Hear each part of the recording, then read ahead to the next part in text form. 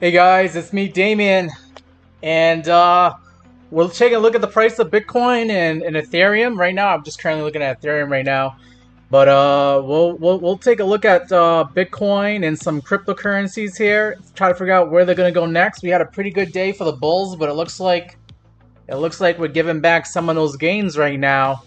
Let's try to figure out where the price is gonna go next here. As I start to load up the charts here on TradingView. Um, let's get started here. All right, and then I'll take some of your requests after we go over Bitcoin and Ethereum here. And yeah, we'll start. I plan on doing a 2-hour live stream here, so I plan on being with you guys for a while here. So get ready to tell me what kind of altcoins and cryptos you want me to look at. We can also talk about stocks too, but we like talking about crypto here because it seems to be like the fun thing to talk about these days. All right, let's take a look at Bitcoin right now. Bitcoin is currently trading at $106,299. It did see a high earlier today.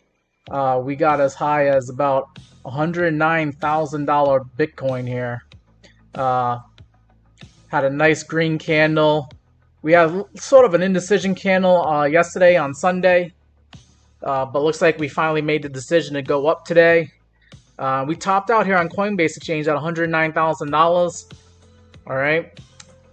So we respected this buy zone. I got rid of the buy zone, but the buy zone here between $102,000 and $105,000 Bitcoin was your chance and your opportunity to buy some cheap Bitcoin.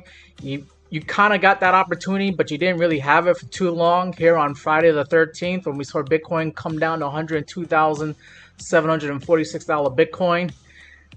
I think as long as we stay above 102,700 here, we'll be fine. We can try to continue climbing up to higher prices.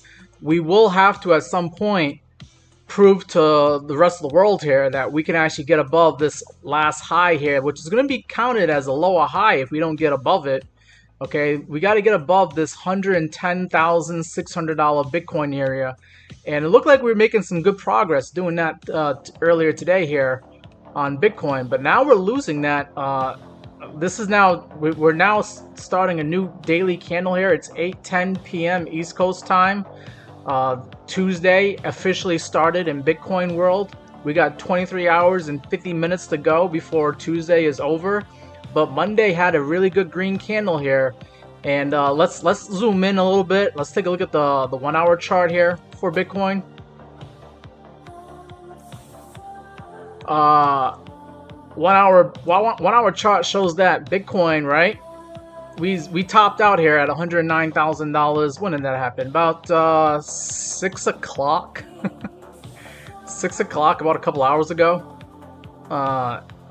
And then we just lost it. We have these red candles of death coming on to us right now. We lost the 1-hour 200 MA, this red line, at $106,989 Bitcoin. If we close this candle right now, we just got another 48 minutes to go here. But if we close this candle, this 1-hour candle below that 200 MA, I think we can go a little bit further down here on Bitcoin. We might have to retest. Maybe the 50 moving average might get defended at $105,675 Bitcoin here.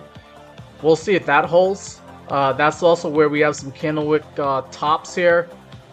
We have over here on Friday the 13th, we had $106,200 Bitcoin, and then here on Sunday we had $106,150 Bitcoin. So I think we might be coming down to $106,000 Bitcoin.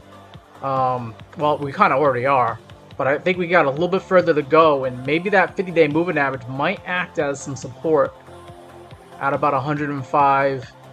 Yeah, we'll say $105,700 Bitcoin here. And I see Lisa's in the chat. I see Kevin's in the chat. Appreciate you guys saying hi. Don't forget to hit the like button if you haven't already. Let's see if we can get the likes to match the amount of people that are in the live stream right now. Appreciate that. But yeah, I mean, the bulls, they made money today, and now it seems like the short sellers, it's time for them to start making some money now. I know me personally, I actually missed this morning's move up on Bitcoin, but I actually shorted Ethereum. not Bitcoin. I shorted Ethereum, kind of like near the highs for the day, because I saw that we were getting a little bit overbought here. You can see here on the RSI, we're overbought here on Bitcoin at 78. So yeah, it's time for us to cool off and come down. It looks like we're getting a very vicious sell-off here. I guess a lot of longs might have put their stop losses somewhere around this area, and we're just clearing through those stops right now on Bitcoin. Like I said, I think we could still come down to about $105,700 maybe. We'll see if the 50-day moving average acts as the 50 moving average on the 1 hour time frame. We'll see if that acts as support. Let's go into some other time frame here to see if there's some confluence here. We'll take a look at the 15 minute. 15 minute says that we have a 200 MA that needs to be defended at $106,233 Bitcoin. Looks like we already came down to that level. Yeah, we already came down to that level here on Coinbase. This might stop the bears from pushing through. The bears have to make the case that they're going to push the price of Bitcoin below $106,200, but I think this could be if you're day trading this, could be a time to put in a long and then put a tight stop loss right below this 200 moving average on the 50-minute time frame. Let's look at the 5-minute time frame. 5-minute time frame, you can see on the 5-minute time frame we've already lost the 200 moving average on Bitcoin. And then on the 1-minute time frame, we've been lost. We lost that 200 moving average for a while now, since like 6:30, about an hour and a half ago. So we are now giving back some of those gains that we had today, earlier today, and we'll have to see how far Bitcoin comes down. Like I said, I think just going back to the 1 hour time frame, I think we could see $105,700 Bitcoin all over again here. All right. Now, I did put in the title of the video, could we possibly see 97K? Okay. 97K Bitcoin is still a possibility, but we have to lose. First, we have to lose this candlewick low here on Friday the 13th, where we got down to $102,700 Bitcoin. You lose that, then you got to lose the lows here that we made on June 5th, where we got down to about $100,000. 100,377 on Bitcoin. Okay, then we can start talking about, okay, yeah, maybe Bitcoin's gonna come into this purple buy zone here at maybe $97,000 Bitcoin, or maybe even lower than that. Maybe this red line, the 200-day moving average, at $95,700 Bitcoin, or the green line here at $94,600 Bitcoin. But we have to lose these daily lows that we made. And these can be counted as higher lows. So I have to say that I'm more bullish than I am bearish on Bitcoin and crypto until we start losing those lows. If we start losing those lows that we made on the daily time frame here, then yeah, I could agree with the bears that yeah, we got to bring this thing lower to generate some more demand, some more interest in Bitcoin and crypto. But very nice to see that Bitcoin is still above $100,000.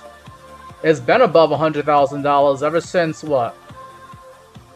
Ever since May 8th. We opened at $97,000 Bitcoin. We closed at $103,000, and then it's just we've been above 100,000 all throughout the month of May, and it looks like we're going to be above it all throughout the month of June here. As long as we got like 14 more days to go here, but it's looking like Bitcoin is going to stay above $100,000. But like I said, we have to lose that $102,000 level, and we have to lose that $100,000 level before we even think about $97,000 Bitcoin or lower. All right, let's see. John 3:16 is saying everything that pumped all his gains, lost all his gains. ZBCN pumped and dumped, and you glad you never entered FMOC meeting on Wednesday. Yeah, there's the Federal Reserve meeting on Wednesday. Most likely, they're not going to raise interest rates or cut interest rates. They're going to do what they've been doing the past 6 months, which is frustrating the crap out of investors and traders that want interest rates to go down. They've been on hold. I think the last interest rate cut was what, October or September of last year, maybe. And that's it. That's all it's been. That's all we got. So.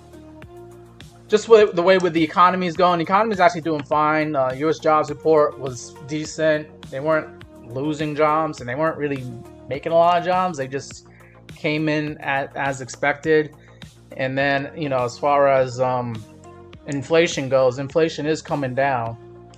So they're getting what they want. They want inflation to come down, but they're worried about inflation going up if Trump's tariffs go into effect next month here. So I kind of get why they're on hold right now. There's also some good news that I heard today that we might be getting a trade deal later on this week, and I think it was supposed to be with like Vietnam. So that's good to hear that Vietnam is willing to make some compromises to keep the Trump administration happy here and make America great again, right? And yeah, it seems as though we might actually be getting something, a little bone thrown towards us, and that's going to cause the markets to get excited and possibly continue going up here.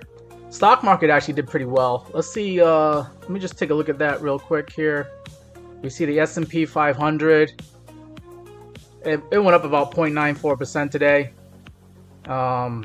So yeah, that's good. I mean, I think it went up a little bit higher than that.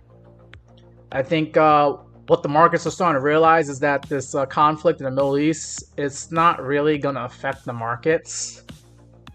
Maybe it might affect commodities in the oil market.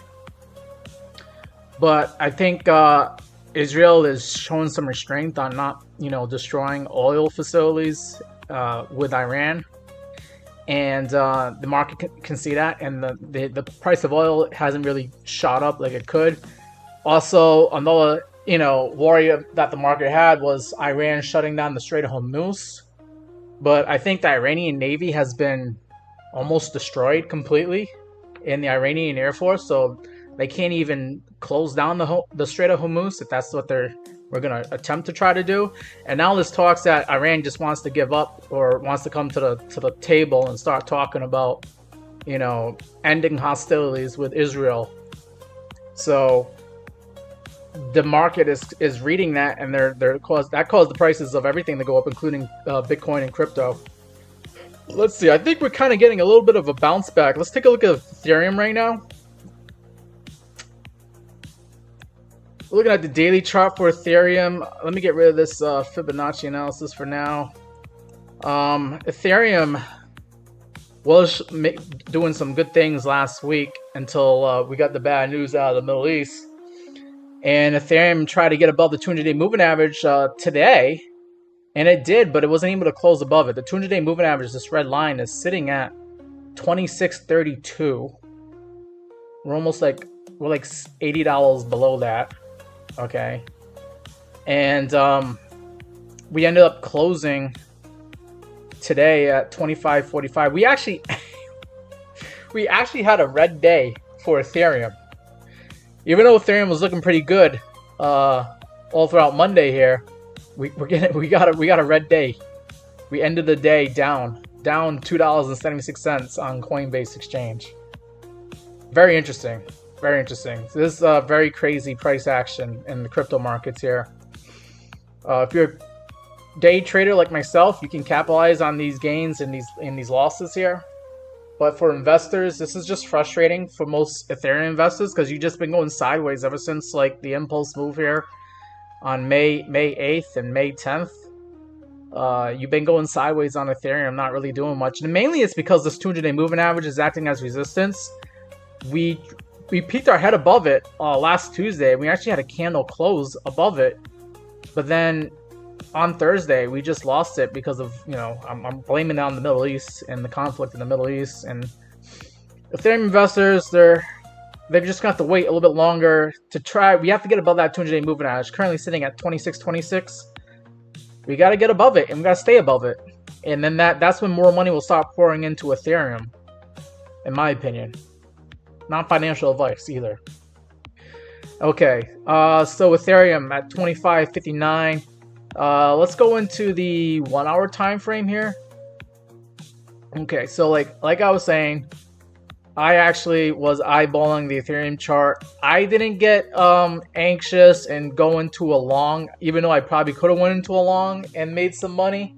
I just wasn't sure if there was going to be that much money to be made since it was already made earlier this morning. You know, we had a nice candle here at 9 a.m. East Coast time here. Then we went sideways, but then we had another up candle here at 2 o'clock in the afternoon. And I started layering in on my shorts right here at like 5, around like 4 o'clock, and then 5 o'clock East Coast time here. And that was kind of like almost near the top. I mean, I didn't get the top. I didn't get the very top. Ethereum got as high as like 26.81 on Monday here. I think I was getting in at like 26.70 or 26.60 on my shorts. But then, you know, I just put the stop loss really tight at 26.81. I was seeing some, you know, obviously on the 1 hour time frame, we were getting overheated and overbought on Ethereum. And I just said, all right, maybe it's time to pull the trigger. We had some overheated, overbought levels here at like 3 a.m. and then also here at like 9 a.m. But then it was getting really overbought here at, you know, around like 4 p.m. And then that's when I was like, all right, I think it's time to pull the trigger now on Ethereum. I also noticed here on the MACD, on the 1 hour time frame, that the buying pressure was dying down and that we were going to get a MACD flip just the way things were trending. So I saw that and I decided to pull the trigger and I got rewarded. I put my take profit at $2,600 and we continue going further than that. Okay, so there was money to be made on this short, and I actually did make money on this short on Ethereum. Just goes to show it pays to be patient and not chase trades. You know, if you miss the long, like I did this morning, okay, you could just wait until the market settles down and reverses. And I didn't think it was going to be this violent, but it ended up being very violent. And I kind of had a feeling it was going to be violent, just a little bit, because we made so much money going up on the upside that I knew that there was going to probably be a correction, and then all these longs that had stop losses, they got taken out, and it created this violent move down. Now, I'm actually trying to get back in and do a long on Ethereum, but I'm just trying to figure out where Ethereum is going to actually bottom out. I actually want to see one of these candles start turning pink here on the MACD, and then I'll know for sure that, you know, the selling pressure is coming to an end, and we might actually be bottoming out here on Ethereum. Right now, there is no pink candle on the 1 hour time frame. We can check the 50-minute time frame. Maybe there's something. Now, here on the 50-minute time frame, you can see, like, you know, we had a pink candle here, but then more selling pressure showed up, and then more selling pressure, and now we're getting another pink candle here, but could it get invalidated with a dark red candle all over again on the MACD? I don't know. Okay. But that's one thing to be looking for if you're trying to figure out, you know, when is this thing going to start bottoming out. When you start seeing consecutive pink candles showing up on the MACD, it lets you know that things are kind of calming down a little bit. You might be bottoming out. Also, you can look for the bullish divergence. We have prices coming down. Obviously, we got a lower low on the price, but you're getting higher low here on the RSI. This could be the beginning of bottoming out here, but I don't know. This thing could come back down again. And then you can still make, you know, maybe a higher low here on the RSI. But yeah, Ethereum below the 15-minute 200 MA. If it does come back up here, I think it will get rejected off of that 200 MA on the 15-minute time frame. Maybe come back down, create a higher low, and then we can see if we can pull this thing back up to higher prices again. All right, let's see what we have here for the chat. Looking at I'm doing a live stream here on TikTok and YouTube. And my YouTube guys are pretty quiet in the chat right now. They said hi, but no one really has made a request yet. I see we got one guy here from Lakeland, Florida. That's pretty cool. If you guys are from different parts of the country or some part, you know, around the world, a different country, let me know where you guys are from or where you're watching me from. That'd be pretty cool to know where I'm getting my streamers from. Alright, so yeah, we took a look at Ethereum. I don't know, I think I kind of want to throw my hat in the ring and see if I can make some money on Ethereum here. I just want to wait until we get a red candle here. Let's see, on the 5-minute time frame, how are we looking on the 5-minute? We just got a bunch of green candles here. 21 EMA on Ethereum is sitting at 25.63, so we're actually above it now. So the 21 EMA is not even acting as resistance right now. So I don't know. Ethereum looks like it's catching some bids right now. I could enter a small position and put a stop loss right at 25.19 or 25.20. Let's see, we came as low as 25.24. So I could put the stop loss at like maybe 25.14. But I don't know, I just don't like getting in on a green candle. I want to get in on a red candle. Usually, you know, you're buying the top if you're buying green candles here. I mean, you got to be hoping that you get another green candle just to justify buying a green candle. I'd rather be buying a red candle. I'd be selling this right now, actually. Wow, New Zealand, huh? Wow. We got somebody from New Zealand in the live stream here. Amara said, you just put in a buy order. You think we got a green day tomorrow? You think we're going to get... We might. We might have had a little bit of, you know, animal spirits that had to calm down a little bit here on crypto. Just look at the 5-minute time frame. I think we are still making a higher low than what we did here last night at 9:30. Ethereum came down to 25.15. And today we came down to 25.24, just $10 above. Yeah, wow, okay. Oh man, give me some red candles here so I can get in. I actually do want to get back in on Ethereum. I want to actually go long. That's why I shorted Ethereum a couple hours ago, but I'm trying to get back in on a long here. I actually did try to get the long here, and then this thing came back down. I got stopped out. I put my stop loss right here. So I lost a little bit of money just trying to catch this bottom here that I thought this was the bottom here. Okay, but apparently it's not. All right. I think I was looking at the 30-minute time frame, and it seemed like we were getting a bounce off of the 200 MA on a 30-minute on Ethereum. And also the 100 moving average. But yeah, we just lost that, obviously. And then here on the 1 hour time frame, yeah, I thought we were respecting this 50 moving average here, but nope, not the case. But let's take a look at some other cryptos here. I could always go back to Ethereum. I'll always be in a trade, right? Let's take a look at Solana. Solana, actually, we'll take a look at Aerodrome, because I know Aerodrome did well, but we'll look at Solana first, then we'll look at Aerodrome. Looking at the 1 hour time frame for Solana, Solana's currently at $150.63, and yeah, it looks like, you know, whatever progress we made. Let's see, we started the day here at like 8 p.m. East Coast time is when the daily candle starts here. So Solana was trading at $152, and all this progress we made today, we lost it in like 3 hours. Like three bad red candles. We just deleted all that progress there for Solana. That's unfortunate.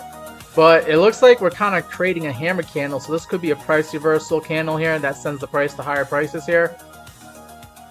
Maybe my live stream might be the reason why we go back up here again, guys. Okay, yep. Well, I appreciate you trying to listen to my live stream even though you're at work here, LNE. Just turn the volume down, I guess, so you don't get yourself in trouble here. But yeah, just looking at the Solana 1 hour time frame. I mean, it was a little bit disconcerting that we lost the lows here that we made on Sunday on the 1 hour time frame.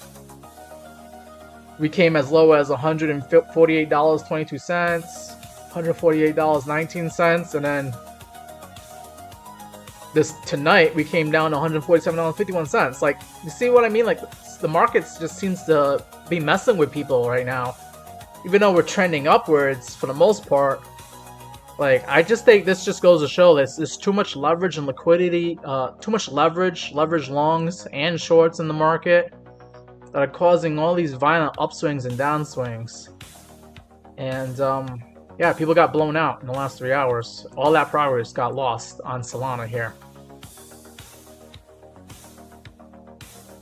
Let's go into the daily time frame for Solana though. Daily time frame, you do see that this green line here, this is the 50 moving average, is kind of acting as like a cradle and support for Solana. And what I did like seeing, that I saw I think yesterday when we were on the live stream, was, you know, there was kind of like a double bottom action going on here with Solana, indicating that Solana does not want to go lower than $141.50 here.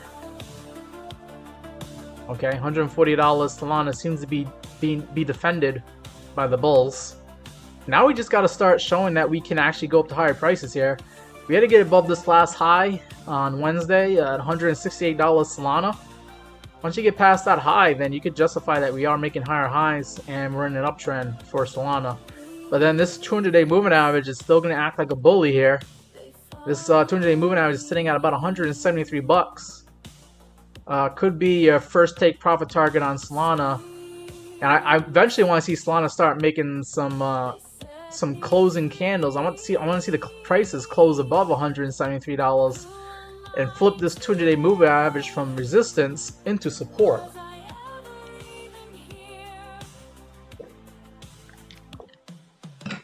So that's my take there on Solana. Let's take a look at a cryptocurrency that actually did pretty well today, and let's see if it's still doing well. And that would be Aerodrome Finance. Oh no. Well, right now, Aerodrome Finance, remember, this is a new daily candle, just started about 30 minutes ago. It says it's down 0.7%, but actually, you know, on Monday here, it was up about 5.29%, which is pretty good in cryptocurrency world. But it was up higher than that. It was up almost like 10%, 11% earlier today. Doing pretty well for being one of the top 100 cryptocurrencies out there. So we saw Aerodrome get as high as 87 cents, and then it got rejected basically off of the 200 moving average. This 200 moving average, this red line, acting like a bully, was given resistance at 88 cents. We almost got up to 88 cents, but we got rejected. So just goes to show that these moving averages are still pretty important to look at, and other traders and investors are looking at it. So why shouldn't you be? It goes to show that someone put their take profit. They were selling Aerodrome at 88 cents, 87 cents when they could here. So, but Aerodrome, what is Aerodrome? Aerodrome is making higher highs. If I get rid of the moving averages for now, you can see it. Just look at this, you know, just look at it as a naked chart here. Last high that it had to get above was 80 cents here on May 9th, and we did that. We did that today. We kind of almost did that here on Friday before, you know, the Middle East caused things to go sideways for a little bit here, but we came back and we blew past that high. So we're making higher highs on Aerodrome, and we're making higher lows. We can be bullish on Aerodrome Finance. And where could Aerodrome Finance go next? Well, if I do a fib retracement, right, and I look at the 1618, this thing says it could go up to $1.24 before we get some resistance. And I think $1.24 is confluent with some of the prices here back in January, where we saw this thing at $1.23, $1.24. So I think $1.24 makes a lot of sense here for Aerodrome. Let me go and put in some of my other indicators in here. All right, get rid of that. Don't need that. All right. And let's see. Let me get rid of the moving average as well. As I zoom out here, right, I said that $1.24 level is probably a level where you might want to take profit on Aerodrome. But also you got the value area high sitting at $1.40. That $1.40 is a level that most traders were trading at and selling up here. So I think $1.20 to $1.40 should be your take profit on Aerodrome later on in the future here. We do have some other Fibonacci extensions. We have the 2618 saying now $1.83 should be sold, and then we have a 3618 that says $2.42 should be sold. I don't know if this thing actually got it up to $2.40. Let's see. Highest price it was like $2.33 back in December. Yeah. So I'll be putting take profit targets if you want to wait that long, you might be able to sell this thing at 230 or somewhere above $2. But let's get back into the Fibonacci. If Aerodrome decides to lose the momentum and actually come down to lower prices here, we do have a golden pocket number here. The 0.618 says that we could see 65 cents all over again, or even 58 cents, the 0.5 level here. The turn in moving averages, let's see if there's any confluence. We have the 100 moving average at 64 cents, so that kind of that's confluent with the 618 retracement level. And then we also have like the 21 EMA. It's kind of confluent with the 0.5 retracement level at 59 cents. So yeah, you might be able to scoop up some cheaper Aerodrome, and you might be able to put in your buy limit orders anywhere between 65 cents and 58 cents and see if you get filled if Aerodrome actually does a retracement and gets a pullback here. I think those are some targets for you guys to get some cheaper Aerodrome here. All right, let's see who else is in the. We got a good amount of people on the TikTok live stream, but you guys are staying quiet out there. Guys, if you have a cryptocurrency you want me to take a look at, by all means, go ahead and let me know which one you want me to look at. TikTok user is saying the bottom is under $1,000. What are you talking about? Are you talking about Ethereum? All right, let's see. Yeah, I don't know what you mean by that.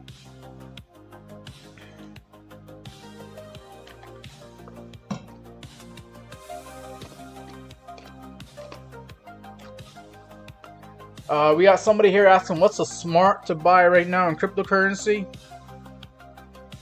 And then TikTok is saying 9 people is a lot. Yeah. It's a lot for the amount of people that I got on that usually come onto these live streams for TikTok. When I get a bigger following, there'll be more people. Let's see. What's a good cryptocurrency? Well, I'm not a financial advisor, so I'm not going to tell you what cryptocurrency to get into. But I'll tell you some of the ones that I like. I still think people have to consider getting into Bitcoin, right? Because Bitcoin, believe it or not, it still goes up.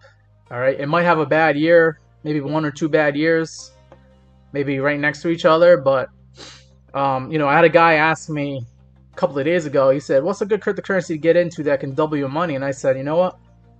Bitcoin." And he laughed at me, and he's been in cryptocurrency for a while. But like, I had to ask him this question. I said, "What was the price of Bitcoin a year ago?" And he's like, "Oh, like $50,000 or $60,000." And I said, "What's the price of Bitcoin right now? $106,000." Yeah, Bitcoin doubled in 1 year's time. You just asked me what cryptocurrency is going to double in price, and I told him it's right there in front of your face. It's Bitcoin. Okay, so you could always get some Bitcoin. Don't forget to add some Bitcoin to your portfolio if you're just getting started with crypto. It's a good crypto to get started with until you get the hang of cryptocurrency world. Another one is Ethereum. I still think Ethereum could double in price from where it is right now and get up to like $5,000 later on this year.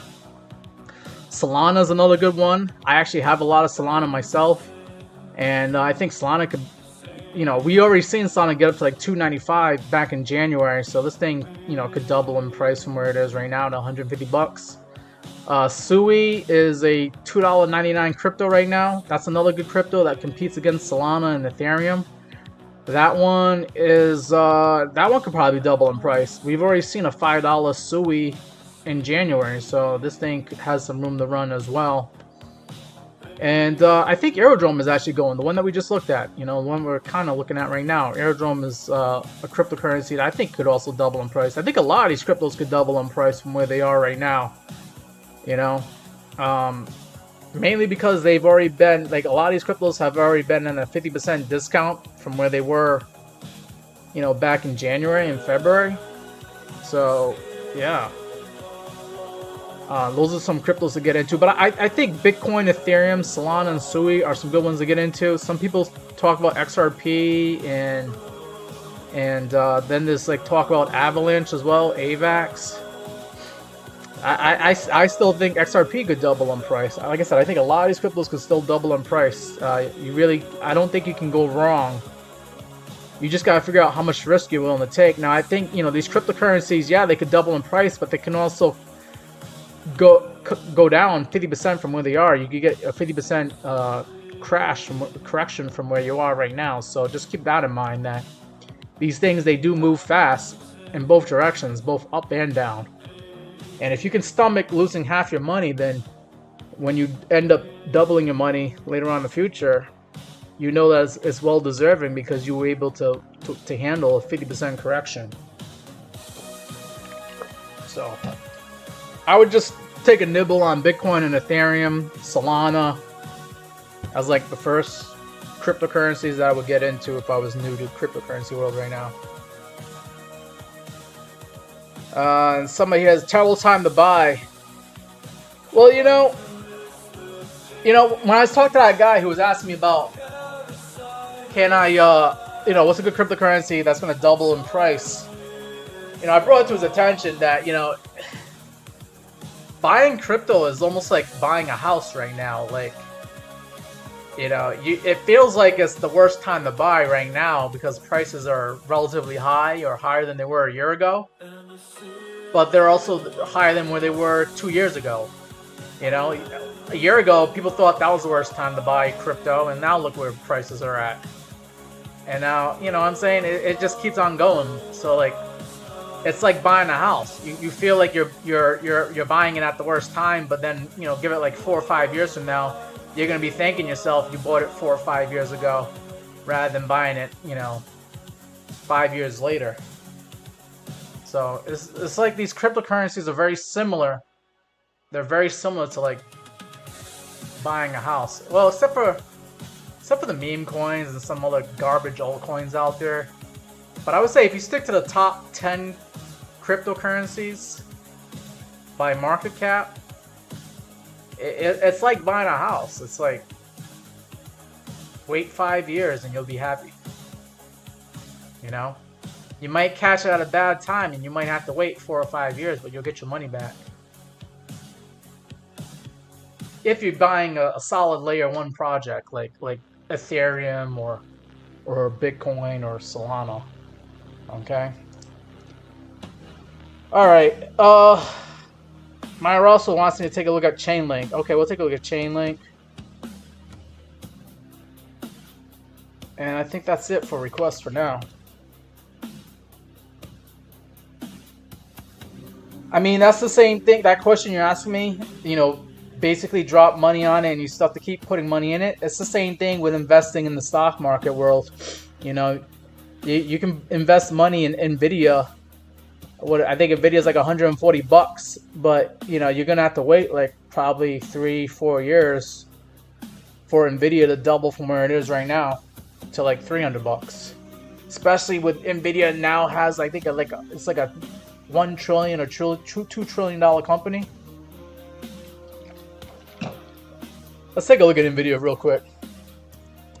So I need to figure out what the market cap is, but if you buy Nvidia, right? Seems like a really good company, really good investment. You probably heard a lot of things talking about it, but you're not going to be able to double your money with this thing, right? Because you would need the market cap to double.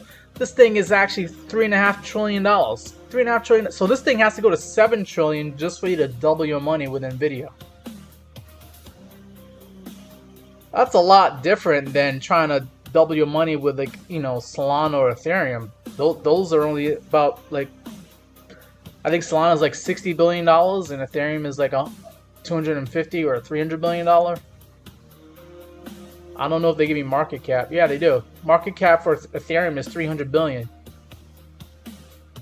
So, and then market cap for Solana is like 80 billion. So you're more likely to double your money with Ethereum and Solana than you would with Nvidia.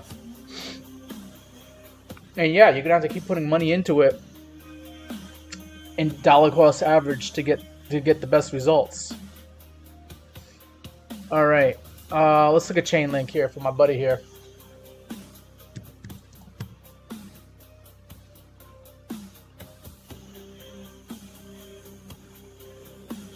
And then LNE wants me to look at desync. I got you. So we're currently looking at Chainlink right now. Currently trading at $13.55. I got some previous chart work here. Let me go ahead and get rid of that Fib analysis. What can Chainlink do? What has Chainlink done? Alright, so just looking at this as a naked chart, you can see that we obviously bottomed out here in April, like most assets did.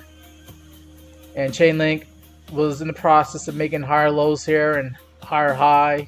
Last higher high was here on May 12th. But the problem with Chainlink is that you're making lower highs now. And you've been making lower lows. You kind of made a double bottom right here.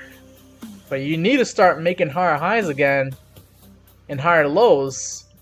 Or else Chainlink is probably just going to keep on going down to lower prices, to be honest with you. We've been in a downtrend ever since, ever since December here. We've been making lower high, lower low, lower high, lower low, lower high, lower low, lower high, lower low, until April. Okay? And then we made some progress here, but is this going to be just another lower high? And then was this a lower low, and is this a lower high? And then are we going to make another lower low? I'm assuming you probably don't want to hear this, but you got to hear this because we got to make a higher high in order for us to be bullish on Chainlink. And the high to beat right now is you got to get above $15.66 for me to consider that we could still be bullish on Chainlink here. Now let me go ahead and throw the moving averages on now. The moving averages are acting as resistance, okay? You can see here the 100-day moving average, this blue line was acting as resistance here in May, and we never got above it. Okay, if we try to get above it right now, we have to get above $15.97. Now, if you do that, you're going to get above this high right here, and then, yeah, then we can start saying, all right, we got rejected off the 100-day moving average, but we're making progress. We're making higher highs, and then we just want to make a higher low after that, and then make another higher high. Ideally, I want to see us get above the 200-day moving average, sitting at $17.80 here. And get above that red line, and then yeah, they could definitely feel good that Chainlink is on the upswing here, making some uptrends here. But yeah, Chainlink right now currently at $13.64. If we get rejected off of this 50-day moving average at $14.21, and we can't go above $14.20 here, then I would think about getting out of Chainlink and looking for something else, in my opinion here, because right now I'd be putting a stop loss right below these candlewick lows here, maybe at like $12.50. And if Chainlink can't stay above $12.50, then there's something wrong with this Chainlink, and this thing is not going to go to higher prices, because if it's going down to $12.50, it probably wants to go lower than that. Mark says summertime blues. Almost bear market levels. Yeah. Yeah, we had a crazy afternoon here. I'm not sure why we lost those levels as fast as we did, but there probably was a little bit too much leverage in the system. And some of these longs had their stop losses get taken out around 6 o'clock. East Coast time here. Mark, you're saying that you bought Nvidia at $116. That's cool. Got in a little bit cheaper than I did. I think I got in at like $120, $125. Danny says he wants to buy some XRP, XLM, and HBAR. That's cool. And let's see. Amara is asking me how often do I take trades. I actually I missed the upswing on the prices earlier today, this morning. I actually missed it. I slept in a little bit. You know, today was like, yeah, you know, I just decided to sleep in, and I missed the move at 9 o'clock. I guess the stock market bros, they took the prices of like Ethereum and everything up to higher prices, and I didn't chase. You know, I could have chased, and I could have probably made a little bit of money, but I was waiting for things to get overbought and overheated here, and they did. You know, I was eyeballing Ethereum earlier today on the 1 hour time frame. If I turn on the oscillators here, right? I saw that Ethereum was getting overbought on the RSI around 4 o'clock in the afternoon at 75.63 RSI. This red number right here. We saw an RSI of 75.63. And I was like, okay, I think I'm willing to put in a short on Ethereum. So I actually started shorting Ethereum around like 4 or 5 o'clock this afternoon. Then I went to the gym. And when I was at the gym, I saw that my short, I actually got paid on my short around here at 6 o'clock. About a couple hours ago, a few hours ago here. I put my take profit at like $2,600. So we easily came down below that. I got paid. And I had my stop loss right above the candlewick high here at like 26.81 is where Ethereum topped out. I just put my stop loss right there because I didn't know if we would just keep going up. But yeah, I put my stop loss. I didn't get hit, and I decided to go into Ethereum, make some money on the short. Now I'm actually considering going long here. But I'm looking for it looks like people are chasing the longs now here. Let's go into the 5-minute time frame. 5-minute time frame on Ethereum. Yeah, so we were looking at Ethereum about an hour ago when I started this live stream, and we saw these green 5-minute candles here on the 5-minute time frame. And I just been waiting for a red candle to come in, and I guess we did this, but I was looking at some other cryptos here. And I mean, if I was to go long right now on Ethereum, I'd probably... Jeez, I hate buying green candles, but I said that same thing right over here, and we kept getting more green candles. But I would, maybe take a small position right now at 25.84, and I put the stop loss right below this candle wick if I want to keep it tight. Or maybe I make it even loose and just, I could probably put it right here near the lows for today at 25.24. Because if we lose 25.24, then we're still in a bear trend here on Ethereum. But it looks like Ethereum's catching some bids now.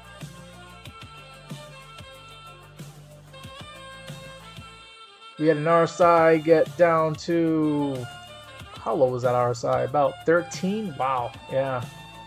I actually, when I shorted earlier today, I actually did go long on Ethereum. I went long like right around here before I went live, around like 7 o'clock East Coast time here. And it looked like it was about to play out, and then we lost that momentum, and I put my stop loss like right below this candle wick here. Obviously, I got stopped out. Boom, we came down a little bit lower, and now here we are climbing up again. I guess I was a little bit too early on the long there. But the reason why I went long was because I was looking at the 30-minute. And on the 30-minute for Ethereum, I saw that we were kind of getting a bounce. We were kind of respecting the 100-day moving average here. And I thought we were going to continue respecting it. And then we lost it. We lost it around 7:30. Even on the 1 hour time frame, I thought the 50 moving hours was going to act as support, and then we lost that around like 7 o'clock. A little bit of a fake out, and now here we are, we're sending it back up again.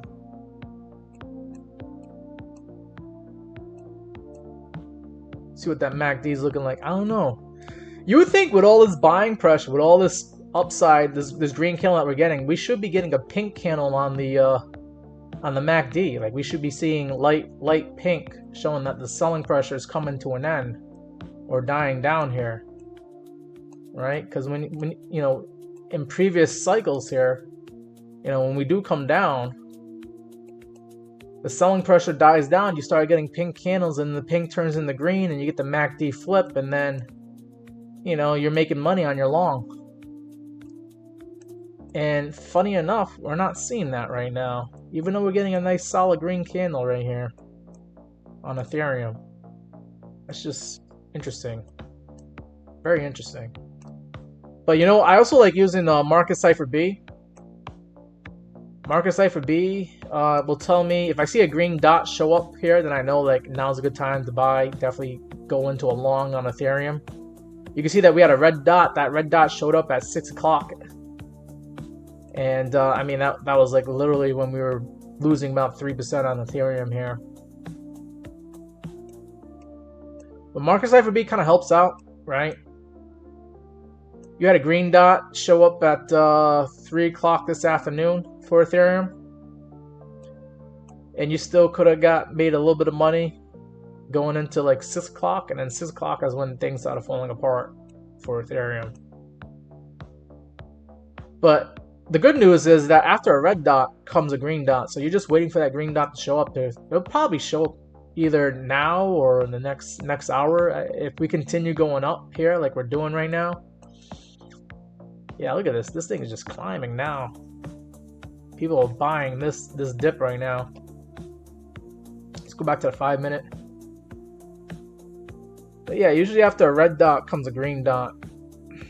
Right now I'm expecting like here on the 5-minute time frame, you got a green dot here at 8:15. If you're using the 5-minute time frame, but the next dot's gonna be a red dot, and that's gonna probably be, you know, when you should start taking profit and maybe looking to get in at a lower price here. Oh man, I'm sorry. LNE actually had a request here for desync. Let me go ahead and look at desync now. I kind of like, I went a little bit overboard because the other guy was asking me like, what do I do any trades here? And yeah, I do trades. I would probably be trading right now if I wasn't live streaming. I guess I could do both, but it's really tough. I want to actually make money, and I don't want to lose my. I want to stay on the charts here and also take a request at the same time. So I gotta pick one or the other. I either do requests or I do live. I do some live.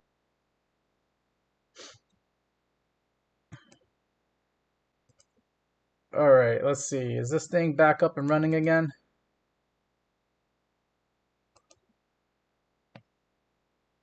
Looks like I got my internet. All right, let's try this one more time. Let's try to get my music back up and running. Jeez. Come on. All right, here we go. All right, I see Rich is in the chat. Yeah, guys, I had a little bit of Wi-Fi connection issue there. Sorry about that. Yeah, you know, you pay good money for Wi-Fi, and they still can't give you good service over here. But anyways, we were trying to look at desync. Talk about syncing, right? Or desyncing, literally desyncing. My Wi-Fi got desynced on me. All right. Here we are. We're looking at desync. Currently trading at 12 cents right now. Let me go into a naked chart here. Looking at the daily time frame. Let's see what this thing has done so far. Jeez. All right. So this thing has seen better days here. Looks like we topped out here in January 2025, like a lot of other cryptocurrencies. Looks like it came on Mexi Exchange. Started trading back in November of last year, so this is a relatively new cryptocurrency here. You can see that's why the moving averages, we don't really have that many moving averages except for the 21 EMA. But we're now starting to get the 50 and the 100, and the 200 is just starting to show up here on the chart for TradingView. So that just goes to show that, you know, relatively new cryptocurrency here. And we've been making lower highs and lower lows, obviously. We had a lower high here back in March. Then another lower high here in May. And it looks like we're still making lower highs. What gives, you know? Like, what? Are we bottoming out here? I gotta turn on the RSI to see if that's the case here. Let me go ahead and just get rid of some of these oscillators for now. We're just focusing on the RSI.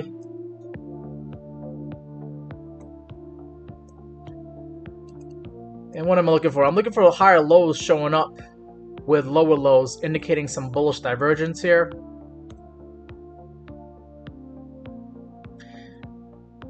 Maybe some very slight bullish divergence. Let's see, we got back here in March, RSI of 34. Then we made a lower price here. We had an RSI of 38. So there was some bullish divergence here back in March and April. Right, you're making lower lows on the price, but you're making higher lows here on the RSI. Hopefully you're able to see that. Hey Joe, you're a guru with the charts. How do I get this? Like, this is so annoying. This minus, plus, and then left, right button here. Like, this is so annoying. I wish I could get rid of that. I just don't know how to. I mean, I click reset. Yeah, I can click reset, and then that's it. But like, then it kind of goes away. But every time I move the chart, these buttons keep showing up. I just hate it.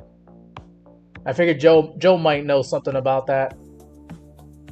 He's a chart guru on TradingView. But anyways, we did have some bullish divergence, so that just goes to show that there's some buyers starting to show up here at these prices at 12 cents.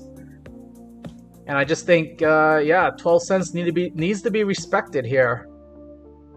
Because if you start making lower lows, then you might revisit the low that you made here in May, where we saw this thing get as low as 10 cents. I mean, you could put a stop loss at like 10 or 9 cents, and you could buy right now. You're risking about, I think, 20%. Let's see, let's go ahead and measure that out here. If we go from 12 cents down to the low at 10 cents, you're risking about 15% here, roughly. 15, 16% on your stop loss. You could be catching the lows for this crypto. But the problem with this crypto is you're still making lower highs. Eventually this thing needs to make a decision. Are we going to go continue making lower highs, and then that's going to force us to start making lower lows again? Or are we actually going to make a higher high? And the higher high would have to be, at least right now, it's got to be higher than last Tuesday when we saw this thing at like 16.5 cents. Then there's some other highs here. You got to get above 18 cents. And then the most significant high to get above is this last high here on May 10th at like 21 cents.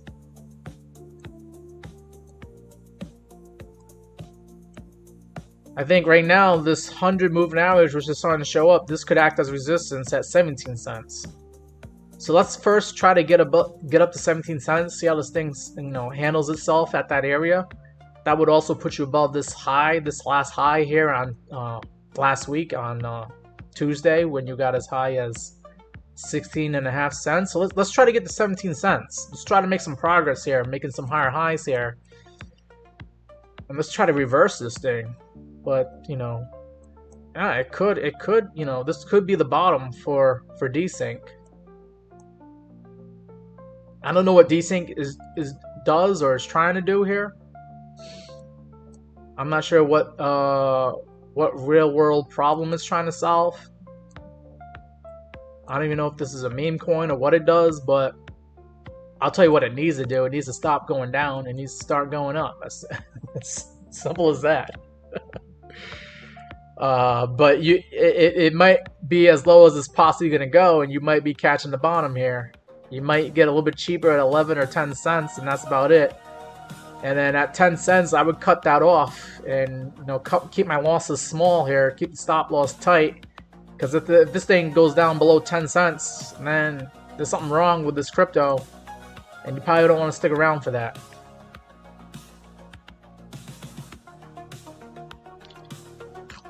All right. We actually got a few more people in the live stream, even after my technical difficulties with the Wi-Fi. Good to see that. All right, let's see if I missed any requests here. Dog and me bull. We got a dog and me bull here. Okay.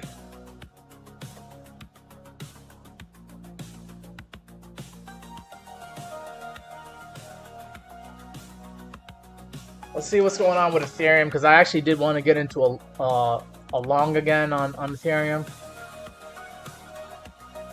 We'll go back to the 5-minute chart. Maybe you guys might catch me doing a live trade here using Coinbase Exchange on the futures market.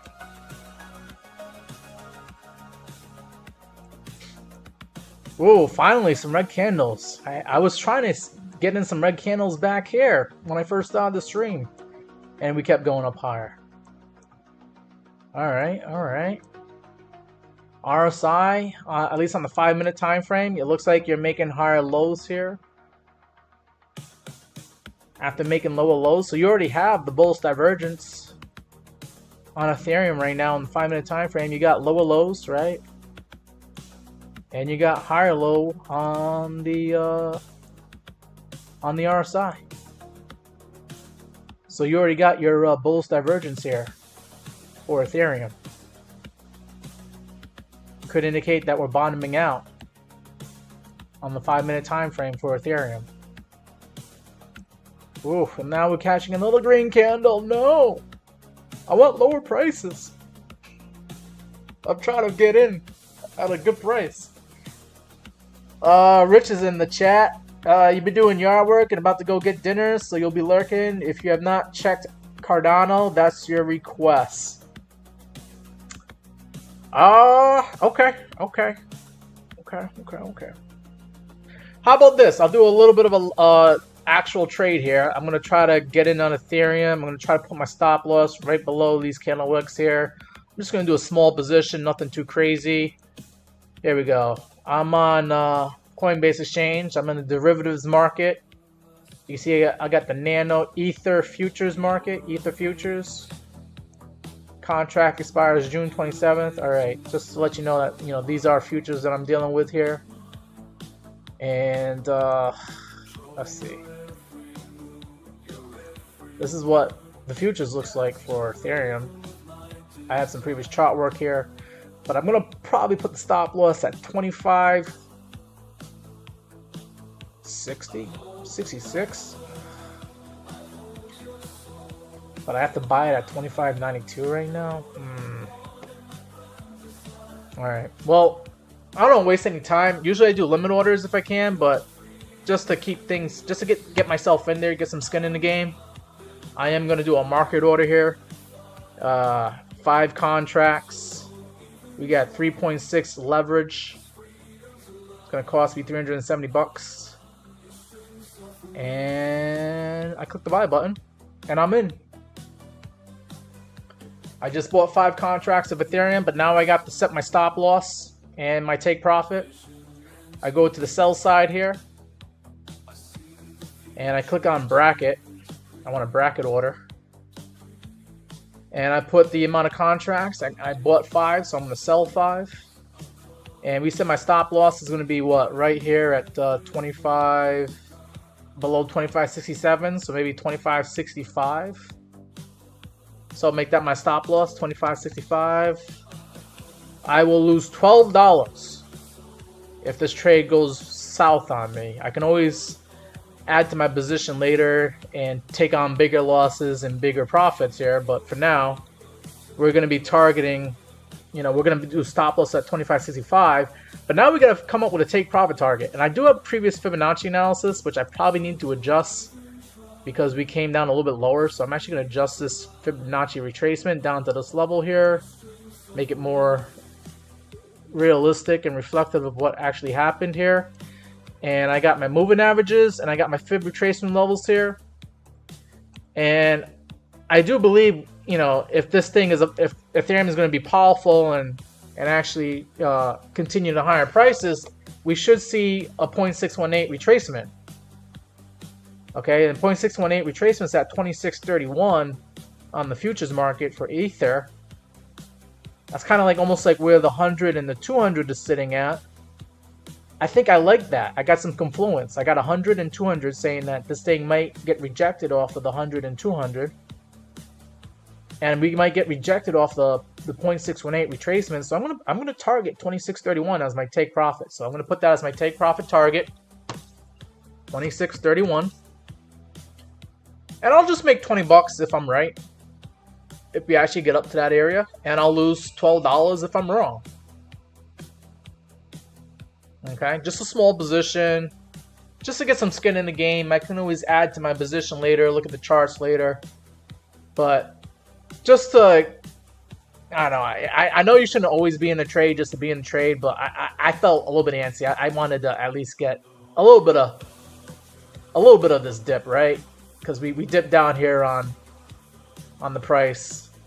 And I don't know if we're going to continue going lower, but if we do, I'll get stopped out at 25.60. And I can just add, try to look for another long if I can. All right, let's go take a look at Cardano. But yeah, I do plan on trading some more tonight, especially after I get done with this live stream here. Try to make some money if I can, trading. Trade intuition just did an emoji. Okay. So here we are. We're looking at Cardano for Rich over here. Rich Sainsbury. And Cardano's currently trading at 63 cents right now.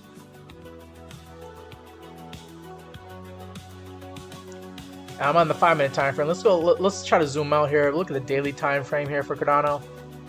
I don't know. Is there a specific time frame you want me to look at, Rich, for Cardano? I'm just assuming you want me to look at the daily time frame here. Let me get rid of some of these oscillators here. Let me get rid of the moving averages for now. We're looking at a naked chart for Cardano. Oh my god, no, it's naked. So Cardano is very similar to some of these other cryptocurrencies where we topped out here in for Cardano we topped out in December.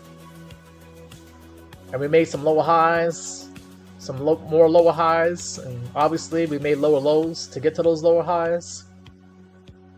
And we looks like we bottomed out in April, like a lot of the other cryptocurrencies and assets out there. But you lost a lot of this progress that you made here in May. And now you're making lower highs again. And you're making a lower low. So that's a little bit disconcerting, right? How can you be bullish if you're making lower highs and lower lows? So I see this with Cardano.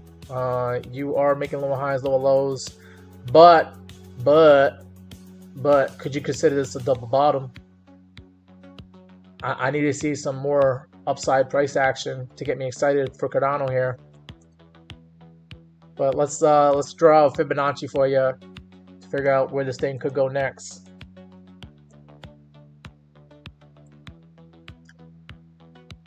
If Cardano continues being bearish for whatever reason, you might come down to the 0.236 level at 59 cents here.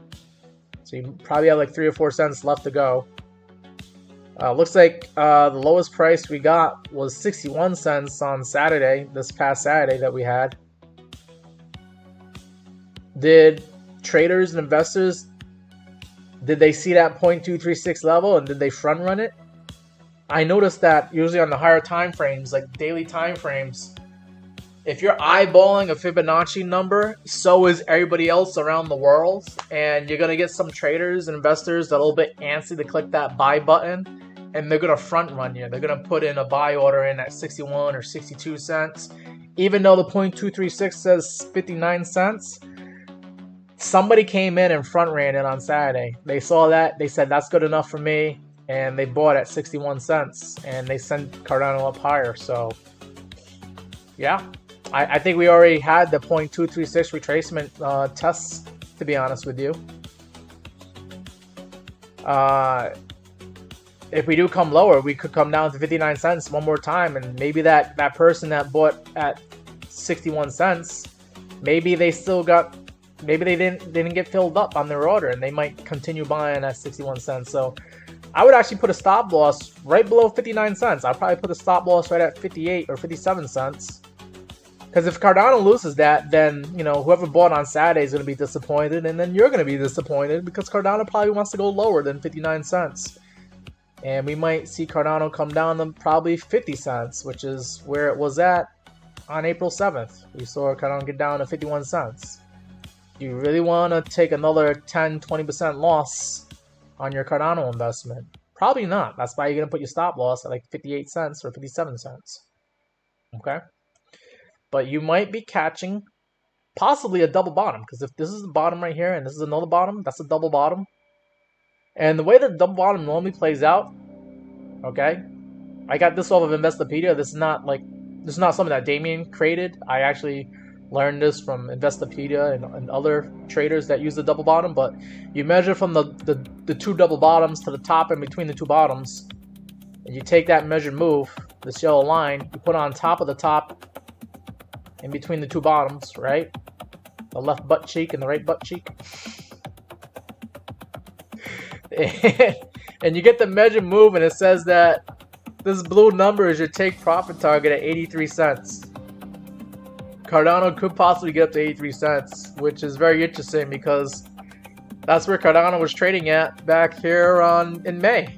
So you might get Cardano going right back to where it was trading at in May if this double bottom plays out.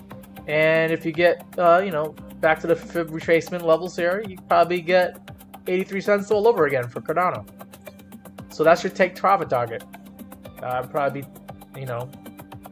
unless you want to use these other Fibonacci levels as your take profit, you could use the 0.618 at 73 cents here. I think that might be another take profit target, especially if you're day trading it. Also, if you're day trading it, you might even just decide to cash out at 68 cents here. Let's see, if I measure that out right now, how much of a percentage gain would that be going from 63 cents to 68 cents? Or 69 cents? About an 8%, 9% gain on your Cardano investment if you get back to the 0.5 retracement here. Throw on some 10x leverage, that's an 89% gain. Maybe throw 15x leverage and you're doing better than that. You got almost a double. So yes, Rich, I think that's a worthwhile scalp in my opinion. You can put the stop loss right at like I said, it's 58 cents, 57 cents, and then see if you can ride this thing up to like 68 or 73 cents. I think 73 cents probably gonna be a good take profit target because I see a lot of sideways trading action. Whoever bought back here in late May, middle of May here, they might want to also get out at 73 cents just to break even. So you're gonna have to contend against these people who want to get out at 73 cents. All right, let's see. Mara wants us to look at Bitcoin. Okay, we can go back and look at Bitcoin again.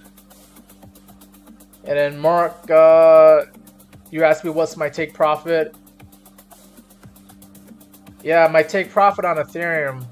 What did I make my take profit? Let me go back to that thing again. 26.31 on the futures market. How is that trade doing right now? We're at 25.90. Okay. And it says I got in at 25.90, so I'm at break even. I'm up 60 cents. If the thing come down lower on Ethereum, I might buy some more. I might try to. I think we might have had the lows, the panic lows here. Let's see. Let me zoom in here. Looks like we had the panic lows at like 8 o'clock, 8:05 East Coast time here. I think that might have been the worst of it. I don't know. I'm looking at the MACD. We are losing. We are losing momentum on the MACD. We get the buying pressure's coming down. But hopefully, we're just making a higher low at that point. Right now, the last higher low on the 5-minute time frame for Ethereum is 25.67.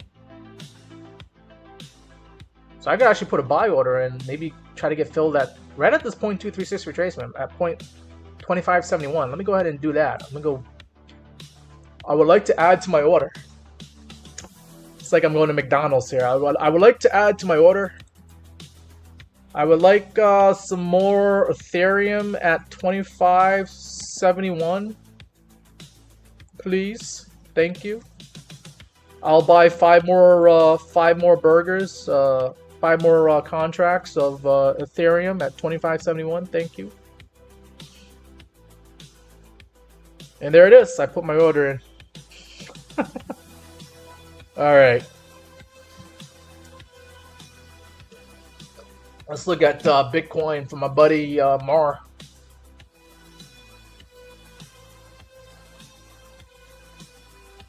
All right, you thought that was pretty funny there, huh, Mar? Placing in my order in, like I'm at McDonald's. All right, Bitcoin. So Mar, we talked about Bitcoin usually at the beginning of the live stream here. I'll try to summarize it as best as I can. I actually got rid of, I had 2 buy zones. I had a buy zone between like $102,000 and $105,000 Bitcoin. I don't think that's relevant anymore. We know like that's a pretty strong zone right now. You can see that back on Friday the 13th, Bitcoin got down to $102,746 here on Coinbase Exchange.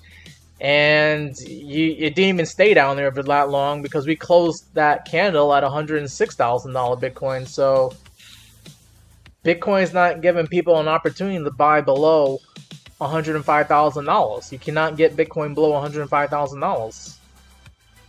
All right, your last opportunity to do so was on Friday, and it was only for like a few hours, a few minutes, and then it went back up again.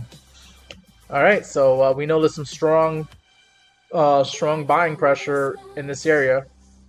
However, if we lose this strong buying pressure for any reason, then I do have another buy zone here between $92,000 and $97,000 Bitcoin.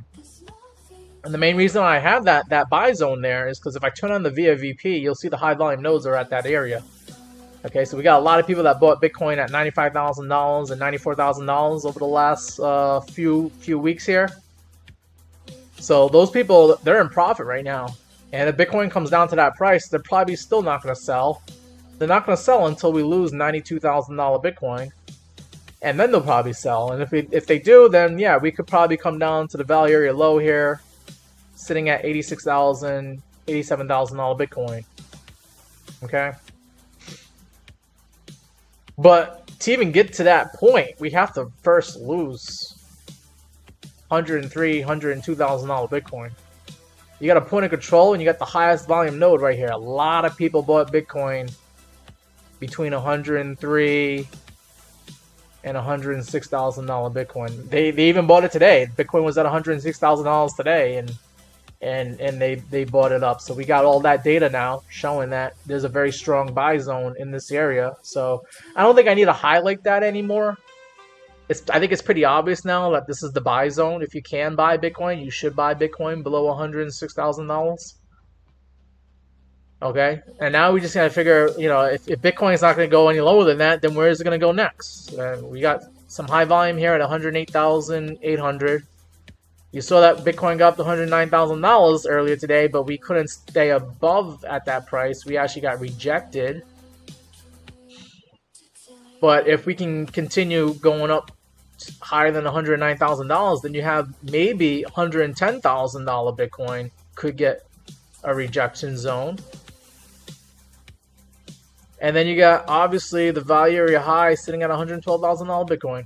Okay? Now, to go further than that, I would have to do a Fibonacci analysis, right? And get some Fib extension levels here to give me an idea as like where Bitcoin could go if we continue being bullish. And I'm just measuring it down to like this obvious, this level right here where we trade sideways in April and March at like $84,000 Bitcoin. And it gives me the 1618, and it says that we could see $130,000, $129,000 Bitcoin. I'm not sure if that's going to happen this summer, but probably sometime in 2025.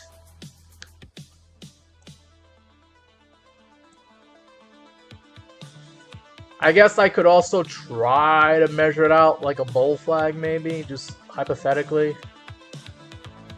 Right? If I measure, the highs that we made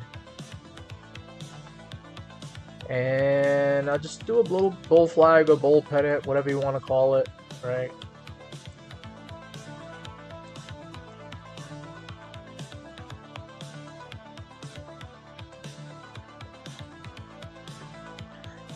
This is all hypothetically speaking here, because we don't know. Just making some assumptions here that if this is going to be considered a bull flag, and if traders, you know, treat this as a bull flag, and we continue on the trend, this is just trend analysis using trend and chart patterns, and it creates this bull flag. And if you just take this measured move here and you put it to like where we could break out at, like, we'll just say we break out at $107,000 Bitcoin. This trend analysis says that we could see $137,000 Bitcoin later on in 2025.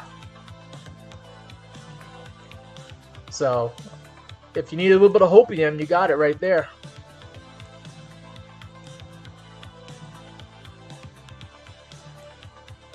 I think those are realistic numbers, and we're just using technical analysis to come up with some realistic guesses, some realistic probabilities as to where Bitcoin can go next and where our take profit targets should be.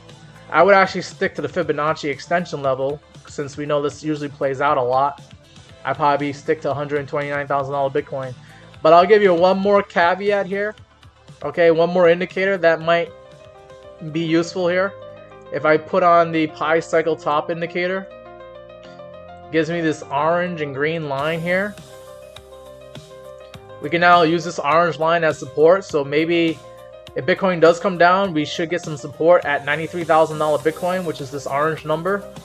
But look where this green number is at. $166,000 Bitcoin. We would have to get to this green line for us to be considered overbought and too expensive on Bitcoin. If this Pi Cycle indicator still, you know, works like it has worked in the past, you know, whenever we see the orange line catch up to the green line, that's when we know we topped out on Bitcoin. That's usually the end of the Bitcoin cycle. And we had here back in May of 2021, the orange line catch up to the green line, and that was the top for Bitcoin.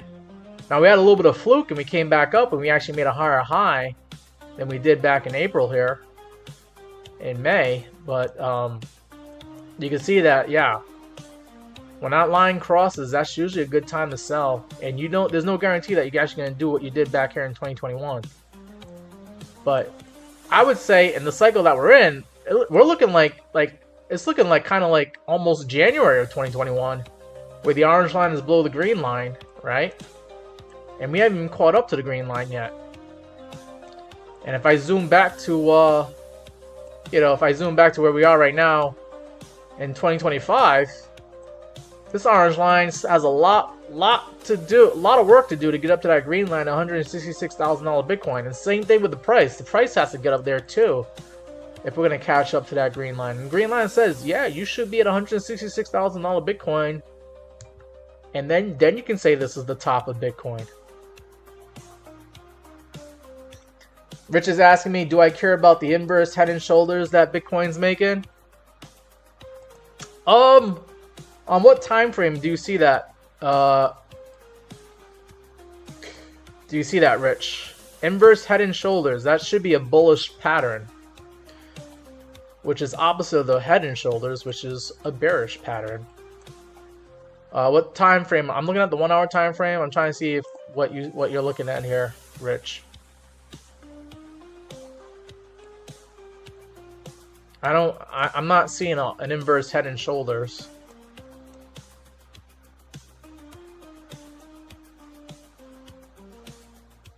You'd have to tell me what time frame you're looking at. Are you looking at like the 4 hour, the daily? Where do you see that? Is it the 4 hour that you were looking at? Are you considering this an inverse head and shoulder? Doesn't really look like it to me. The weekly?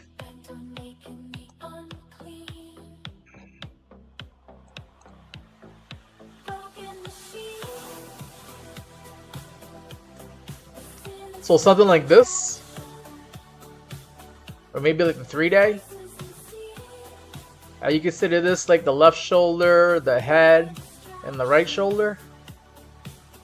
Maybe it could be an inverse head and shoulder pattern.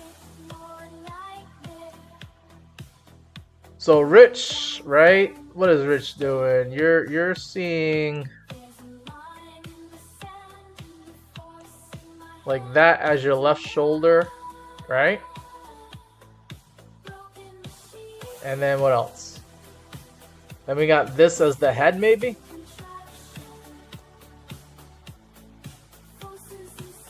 And then we have possibly a right shoulder here. Yeah. Is that your inverse head and shoulder pattern that you're asking about? I guess.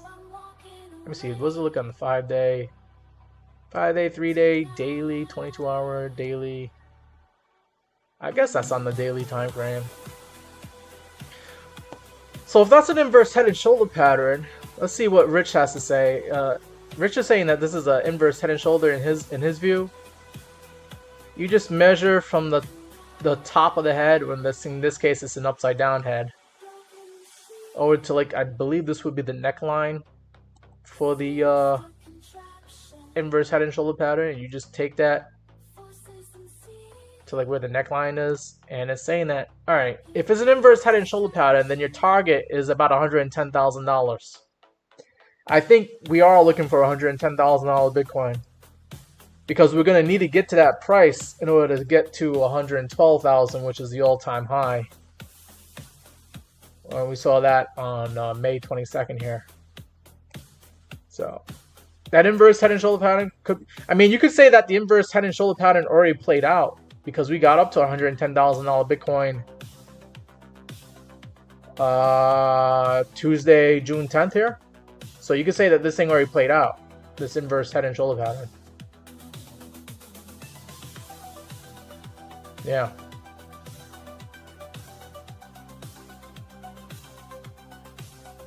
Crypto Rover, he's saying that inverse head and shoulder pattern. Well, where did he put the neckline? And $160,000, that's a lot. It's not that big of a measured move. I mean, where did he put the head and the neckline at? I don't think you're gonna get $160,000.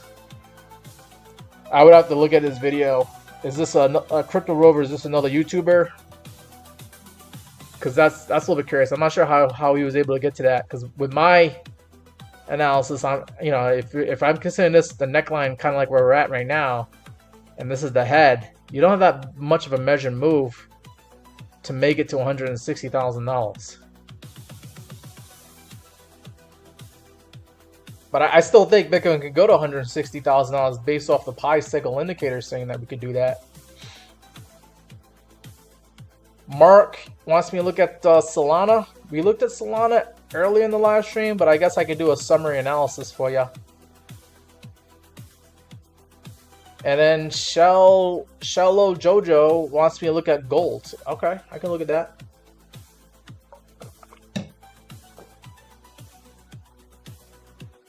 Been almost live for almost 2 hours here, guys. Appreciate the requests. But I think we're getting towards the end of this live stream. I'm glad you guys were able to make it. And don't forget to hit that like button if you haven't already. Alright, let's look at Solana real quick, and then we'll look at gold. I'm gonna Solana on the daily time frame. Solana currently trading at $151.60 here.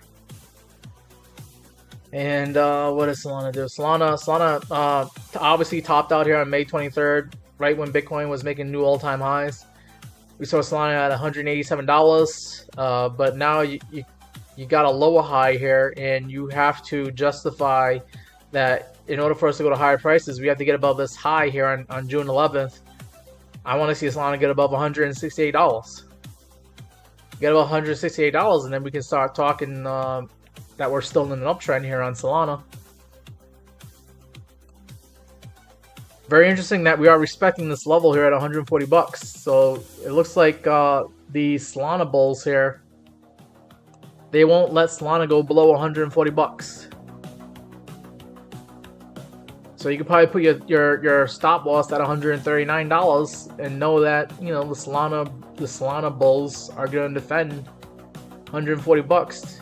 If you lose 140 bucks, then there's something wrong, and we're probably going to go to low prices, and you probably don't want to stick around for that.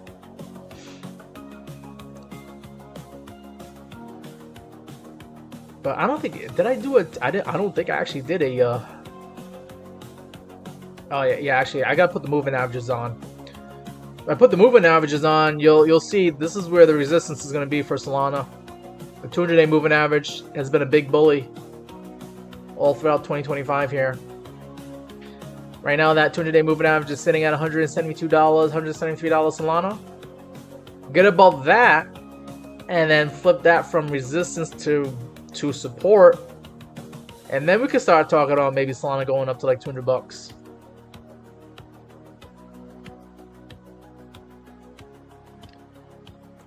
But yeah, get above 173 bucks, I'll feel better about being bullish on Solana. Get above $187, and then now we're talking that Solana is in a bull trend, uptrend. We can go to higher prices here.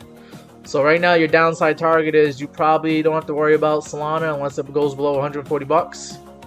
Then you should be worrying. And then your upside target is you want to get $173 Solana, but then ultimately you want to get $187 Solana to continue this bull trend, if you are in a bull trend.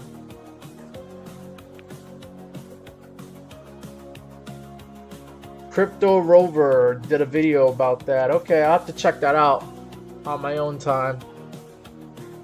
Let me see how my Ethereum trade is doing here. Did we come down to 171 bucks? We're at 25.90. Oh, no, that can't be. We're still at 25.90. Hey, we're basically where I started off at. We're not getting any bullish price action here on Ethereum. Let me see if I click the refresh button. Let's see what happens here. No, we're still at 25.90. Believe it or not, we're just trading sideways right now. Possibly using the 21 EMA as support. I have 25.71 as my buy order in case we do come down there. You know, I eyeballed the 0.236 retracement. That's the reason why I'm trying to buy some cheaper Ethereum, but it's not going down or up. All right, whatever. All right, we'll take a look at the price of gold. Gold currently trading at $3,400, and gold has been an uptrend for the longest time here, all throughout 2025. Let's see, when was the last like significant low here? All right after Donald Trump got elected, the price of gold has been going up. Okay, but even before that too. So it's just been in an uptrend, bull trend.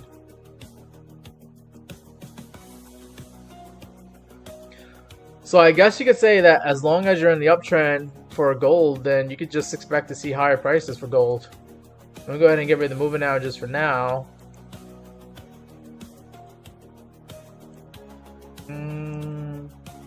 I mean that is one uptrend right there, but you kind of also made another uptrend. If you disregard this candlewick low, then you also have another uptrend, possibly like that. I want to adjust it to that. I need some more touches. I think that will be the uptrend for now. So you were in a uptrend for the most part, going this way. You had 2 touches here, but then right over here you have another uptrend here, which is even more exponential. Or you got an increase in the slope here.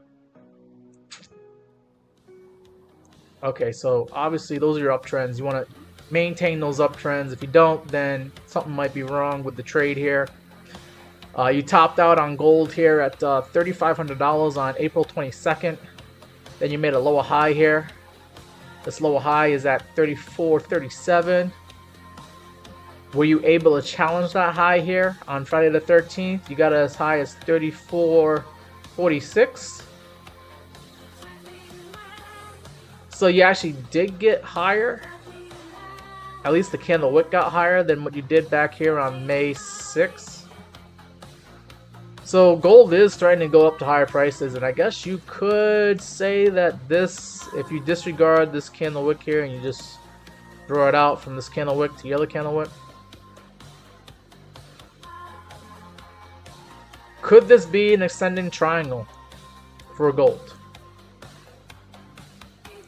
Let me just get rid of this old trend here. Could this be an ascending triangle? And if it is, yeah, you're probably going to continue either going up and getting rejected at $3,400, $3,440 level. Could be where you get rejected. Come back down, create another higher low here. Come back up, try again, 3440. See if you can pass that level. If not, you get rejected again. But at some point, this pattern gets tight, and you're gonna get some resolution, and you have to figure out, you know, are we bullish or bearish on gold? Are we gonna lose this uptrend? Because you can stay in this uptrend until just after 4th of July. It looks like July 9th. You got to get some resolution as like whether gold's gonna go up or down. And you know what? That's very interesting. July 9th. I think that's the same day that these trade deals. That's the deadline for the trade deals. So I think that's what gold is waiting on right now. Are we going to get trade deals? Because if we get trade deals, then the price of gold is probably going to go down. But if we don't get trade deals, then that means we're going to get tariffs. The price of gold is probably going to go up. Because a lot of these currencies around the world, a lot of these countries are going to have to pay more money to the United States just to sell their product.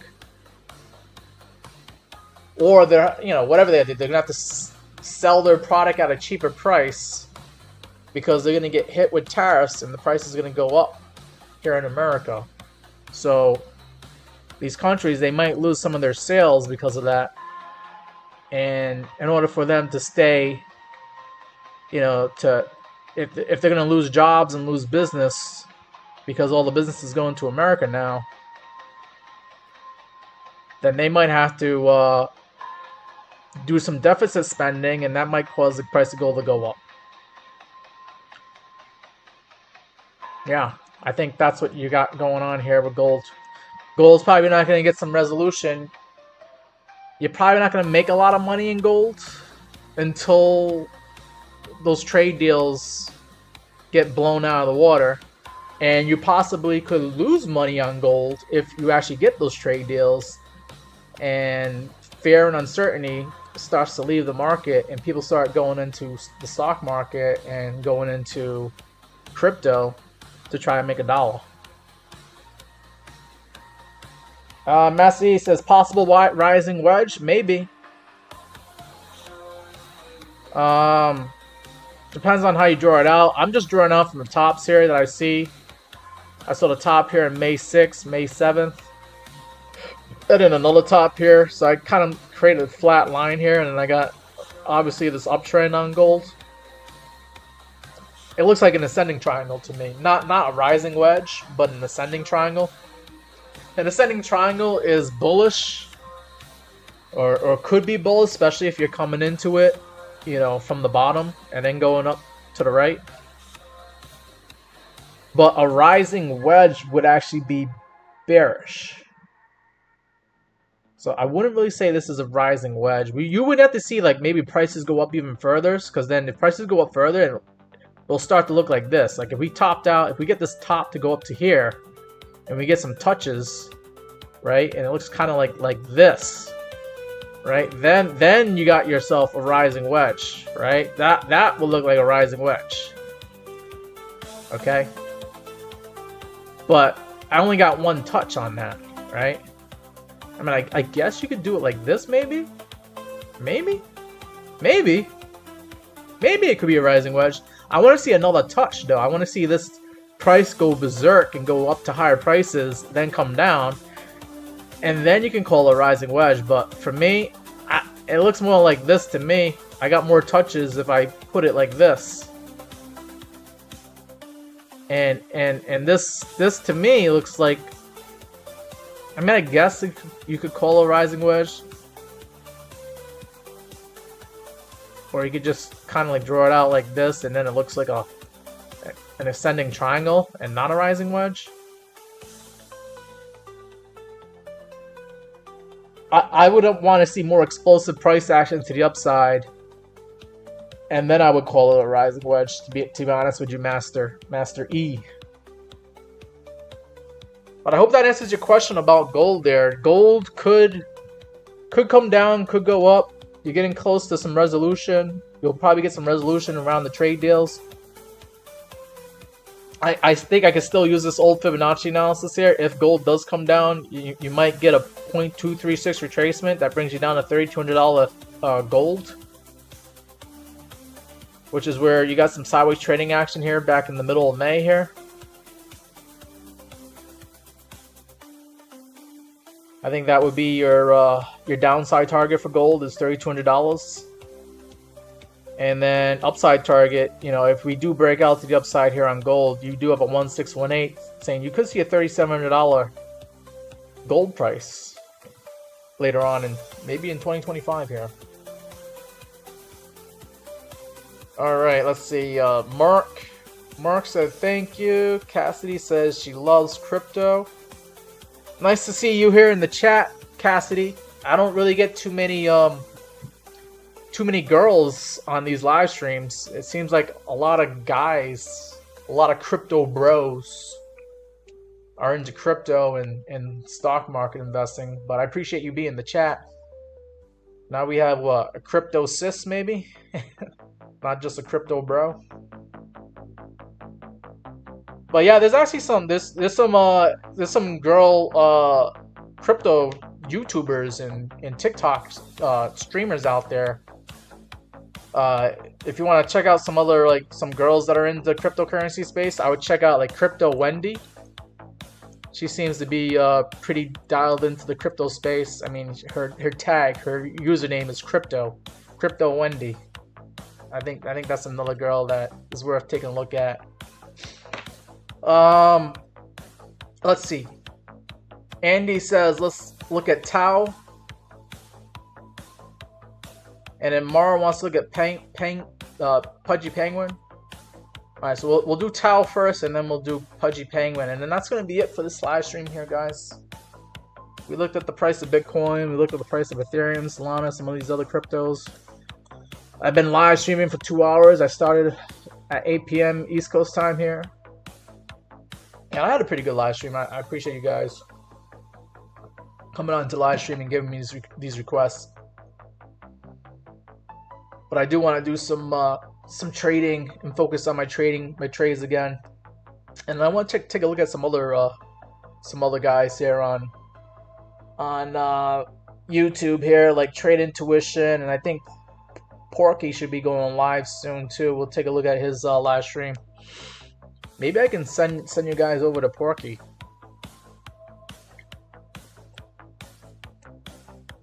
All right. So yeah, we're gonna look at Tau. Let's look at Tau.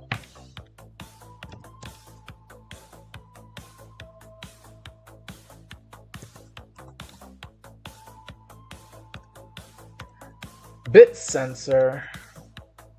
I think that's how you say it. Bit tensor. Tau. Currently trading at $368. Looking at the daily time frame here for Tau. Wow, it's only started trading on Coinbase in February. That's interesting. I think I might want to take a look at Tau with some more data here. Let's see if it's on Binance. Yeah, Binance Exchange. Tau. Alright, just zooming out and looking at the chart. We've seen that Tau had a pretty good altcoin season last December here. And then it's just making low highs, lower lows up until April. And then now it's trying to make higher highs and higher lows here. But it seems like we topped out here in the middle of May. Right after, well, actually before Bitcoin made its all-time high in May 23rd, I believe, or 22nd. And that was like the last lower high here for Tau. So Tau is having a problem like some of these other cryptocurrencies where it's making some lower highs now and lower lows. So I don't like that. I can't be bullish if you're not making higher highs and higher lows. Let's go ahead and put the fib levels on here.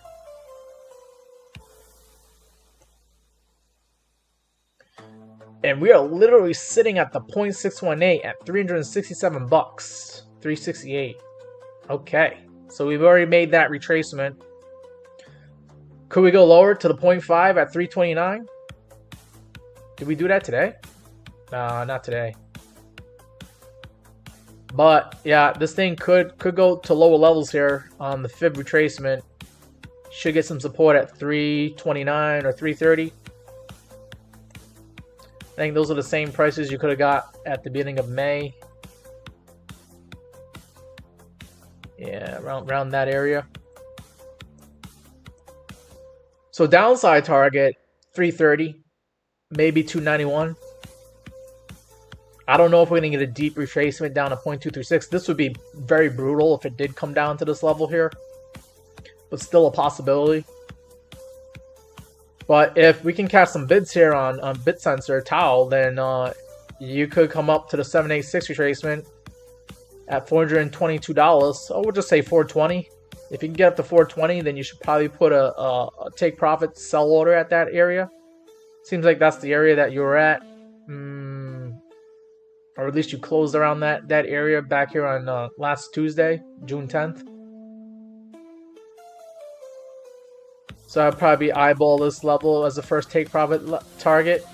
But eventually you want to get past the price that you made here on May 12th at 488. Get up to like 488, 489. And then we can say that this thing is still in the bull trend, bull run here. And yeah, you could take profit at 490. But maybe you could stick around a little bit longer and take profit at 690, which is the 1618 for TAO. See what the moving averages are doing. You're kind of like right at the moving averages. You get the 200 at giving you some resistance at 392. That's interesting. You can see right here on Monday we actually came up to like 392, 391. So 200-day was acting as resistance today. Let's try to flip that 200 to support instead of resistance, and then I can start feeling better about TAO. But I just gave you the upside and the downside targets. Not sure what else you want from me, but yeah, I think that's what you got for TAO. We'll take a look at the Pudgy Penguins, and then Ramon wants me to look at VRA. If I can't find it on TradingView and I have to go on Deck Screener, then I'm not doing that. I'm not going to get in trouble again with TikTok. But I'm going to go ahead and take a look at Pudgy Penguin because I know that one won't get me in trouble.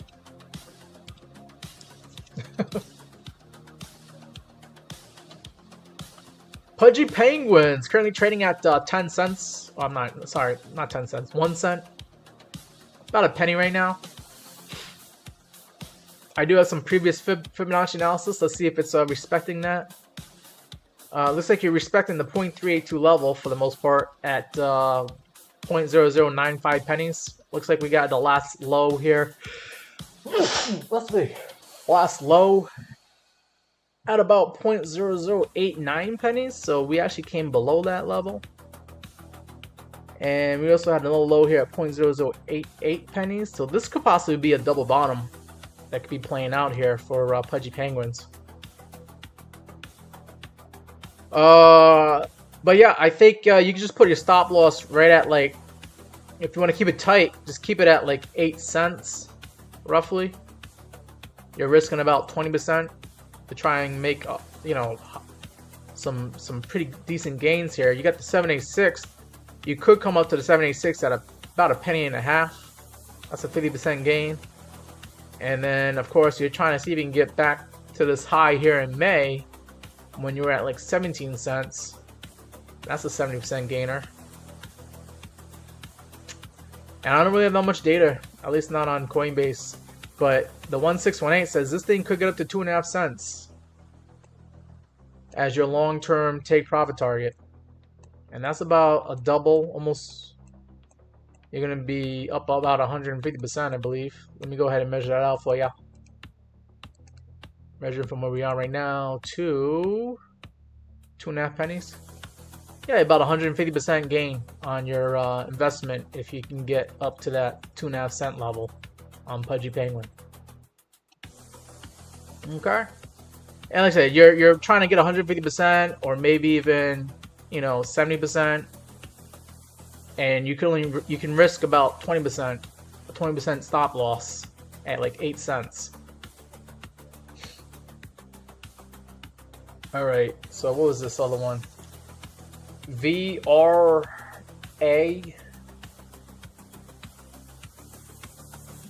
Oh, you're welcome, Andy.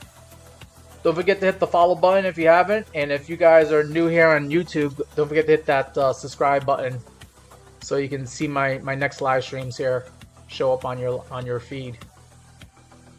All right, VRA.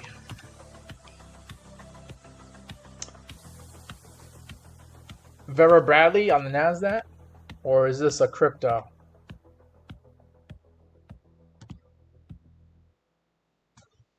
Veracity. Take a look at it on Mexi Exchange here. Veracity trading at 0.0012 pennies. And guys, this is it for the requests. I'm not taking any more requests. We're about like 2 hours deep in this live stream. I don't know if I got the energy to continue to do more than this. But yeah, Veracity below all the moving averages right now. He had this crazy exponential move up here in the beginning of May. Looks like he topped out at 0.0042 pennies.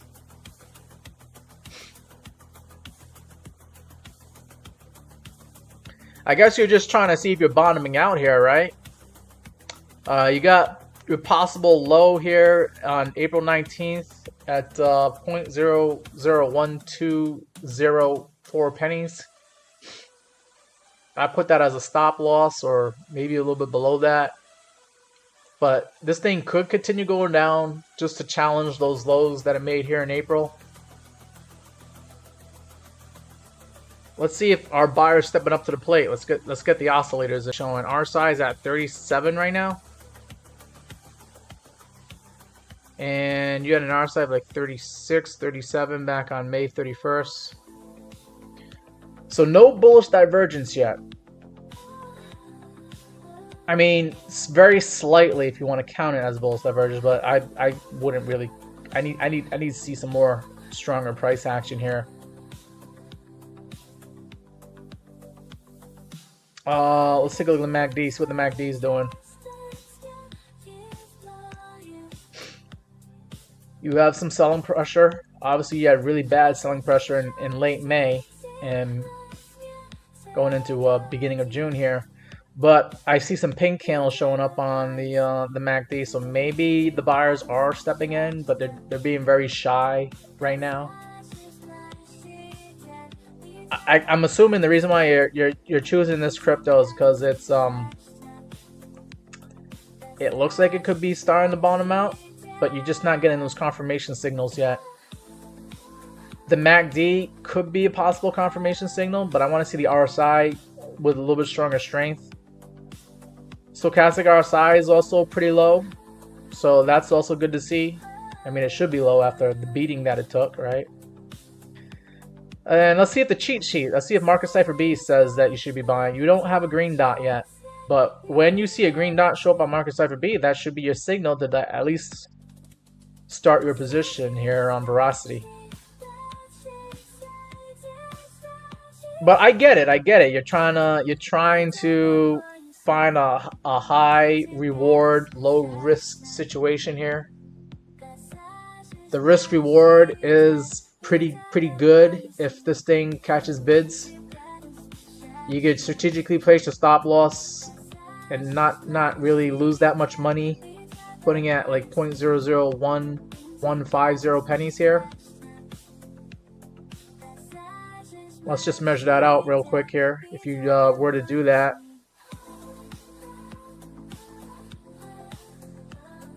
It'd be like an 8%, 10% stop loss. Yeah, I mean, you're not risking too much. And your possible gain, if you do go to higher prices, I mean, you got the 100-day moving average sitting at, what is that 100-day moving average? I gotta get rid of some stuff here.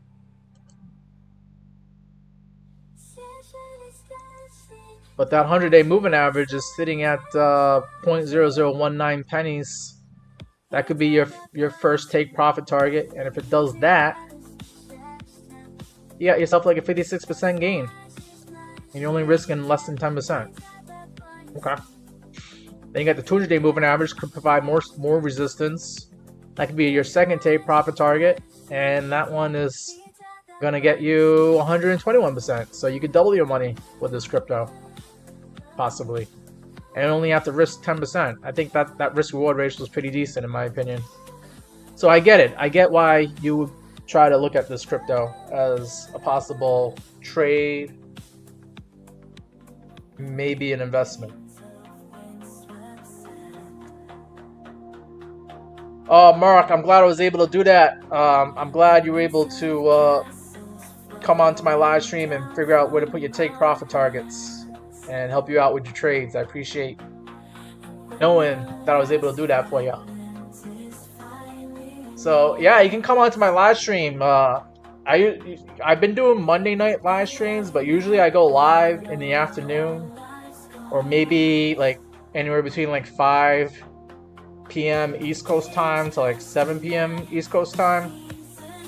But yeah, this is usually the latest I usually go on my live streams here. And I usually save it for like Monday nights. But yeah, tomorrow I probably will go live around like 5 or 6 p.m. And then you know, probably do like an hour and a half live stream, and you can we can take a look at your trades and your investments, and you can just give me your request and we'll go over it. We'll take a look. We'll see what the targets might be. But yeah, that's gonna be it for this live stream here. I guess we'll end. We'll see what the price of Bitcoin is doing, and then yeah, we'll just end the live stream there. Bitcoin currently trading at $107,000 after giving us a little bit of a scare a few hours ago. We saw Bitcoin come down to 106,147. We're about $1,000 above that, so that might have been the lows for tonight. And I think Bitcoin wants to go up rather than go down here, in my opinion. We don't have any crazy things going on this week besides the Federal Reserve maybe could cause some price action on Wednesday. But yeah, I think it's all systems go. I mean, I thought we were all systems go last week with the price of Bitcoin, creating like a hammer candle the week before that. But then we had the events in the Middle East, and that kind of like threw people in for a loop. But I think people are realizing that this is probably going to be a short conflict, as long as you know, as long as calmer heads prevail. There should be a short conflict in the Middle East, and I mean, it's not going to really affect the stock market because Iran is not even part of the world economy. They already been sanctioned. There's nothing they can. And does anybody buy anything from Iran? You can't even buy their oil because that's been sanctioned. So it's only going to affect Russia and China, in my opinion. And I think the stock market is going to be all right because of that. We already had a pretty decent day here in the stock market, and I think we'll have another decent week. So yeah, guys, I think crypto is ready to go to higher prices. We'll see. And I think the stock market's ready to go to higher prices, and we'll see about that as well. But for now, that's it for me. Be on the lookout for my next live stream. I'll probably go live around like 5 or 6 p.m. tomorrow. Okay? Take care, guys.